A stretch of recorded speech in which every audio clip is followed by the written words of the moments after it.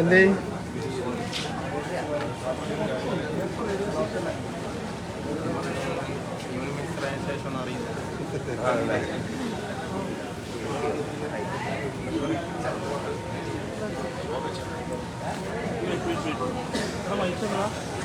ആയിക്കോട്ടെ ഷെയർ ചെയ്തോ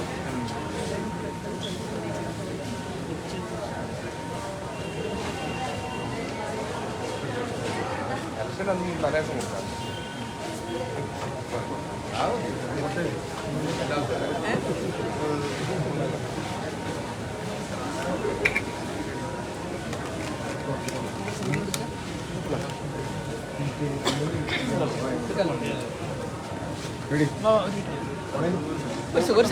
കൊടുക്കാം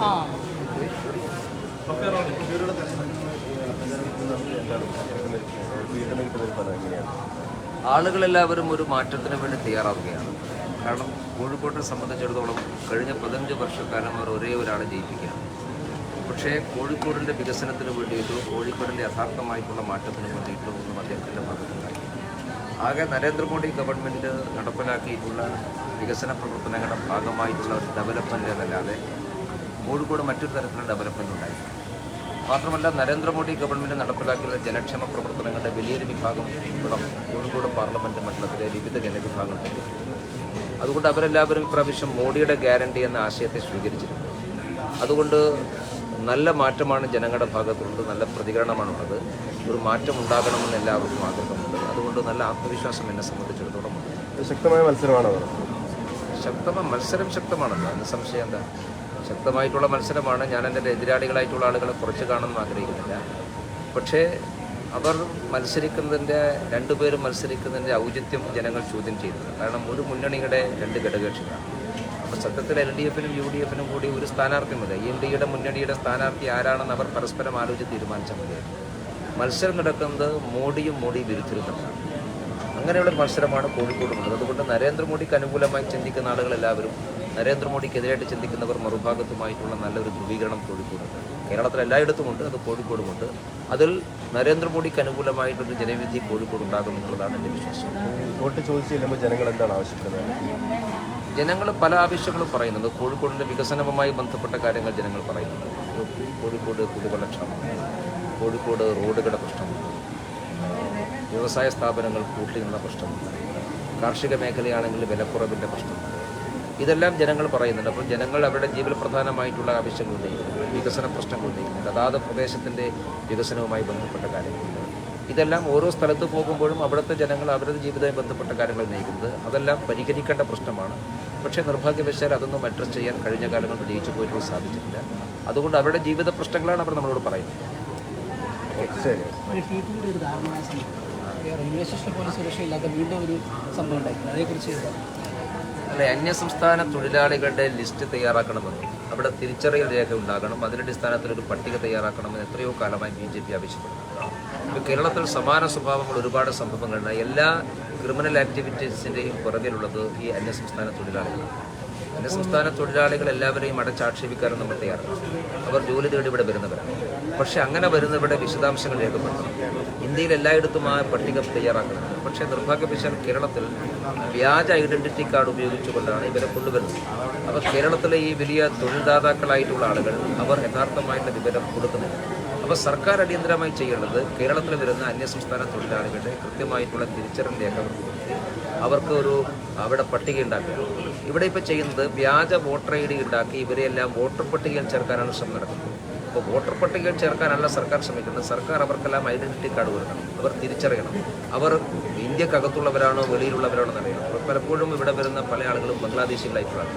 അതുകൊണ്ട് സർക്കാർ ഈ കാര്യത്തിൽ അടിയന്തരമായി പട്ടിക തയ്യാറാക്കണം, തിരിച്ചറിയൽ രേഖ കൊടുക്കണം.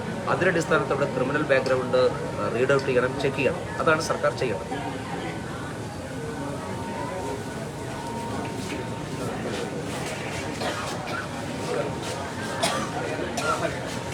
മറ്റേതില്ലേ മറ്റേ സാധനം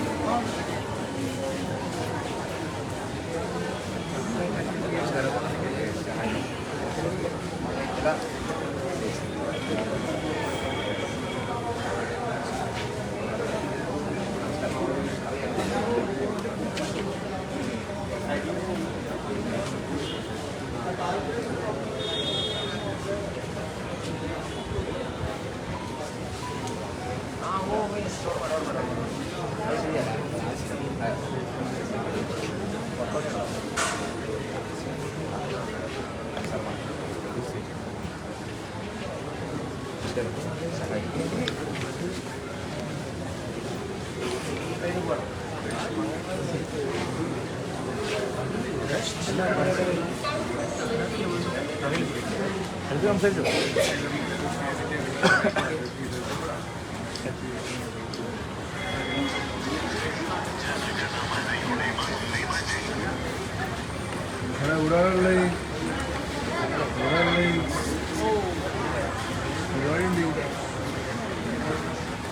പരിപാടി കേട്ടോ.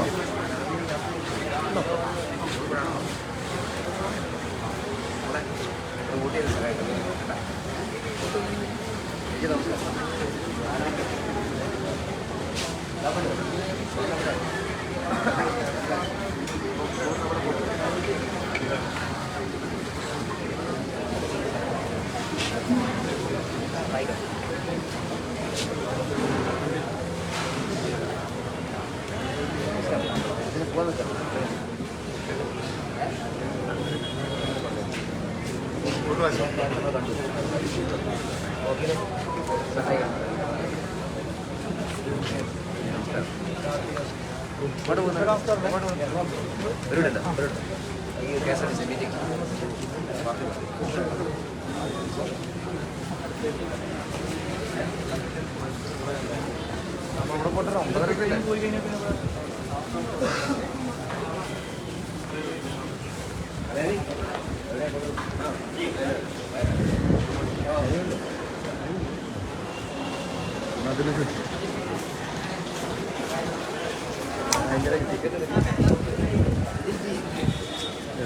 സീബേഷ് ചരിത്രം സൃഷ്ടിച്ചു.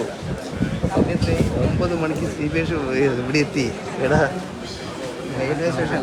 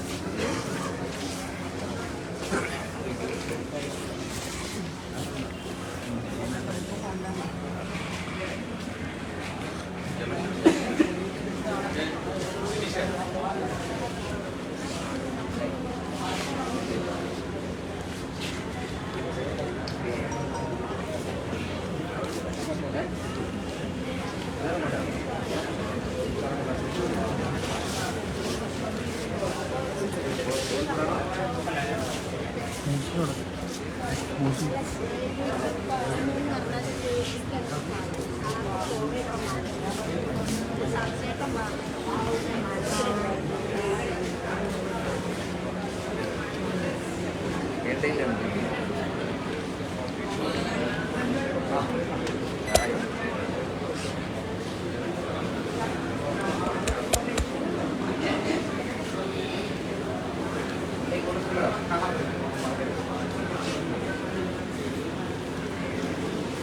ചേട്ടാ നമസ്കാരം. നമസ്കാരം. സ്ഥാനാർത്ഥിയാണ് ബി ജെ പി.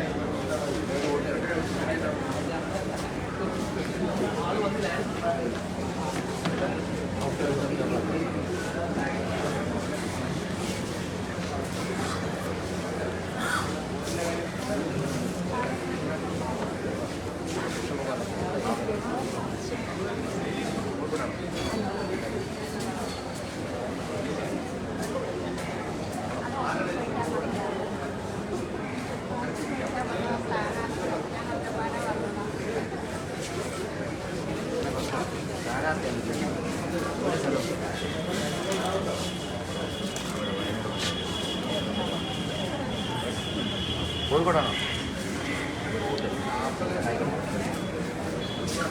നമസ്കാരം. നമ്മുടെ വോട്ടറാണല്ലോ.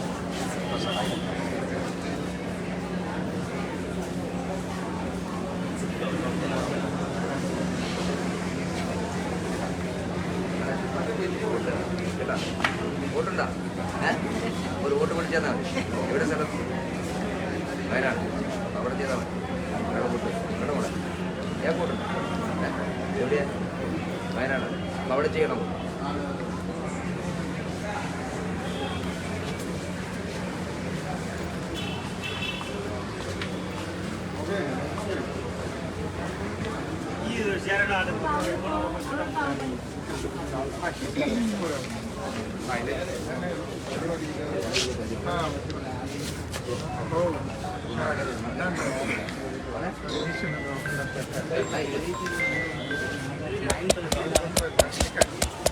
ഹലോ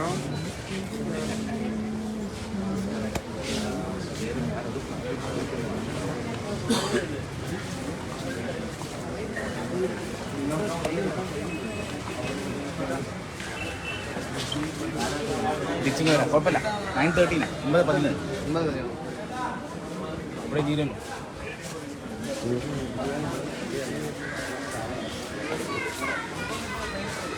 കോഴിക്കോടാണോ? ബീഹാർ. ഭാരതീയ ജനതാ പാർട്ടി ഭാജപ. കോൺഗ്രസ്. കോൺഗ്രസ്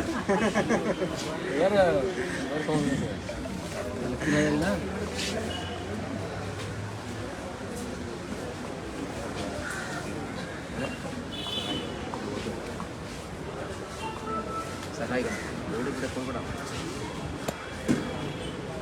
അങ്ങോട്ട് പോകണം. എല്ലാവരും പോട്ടെ.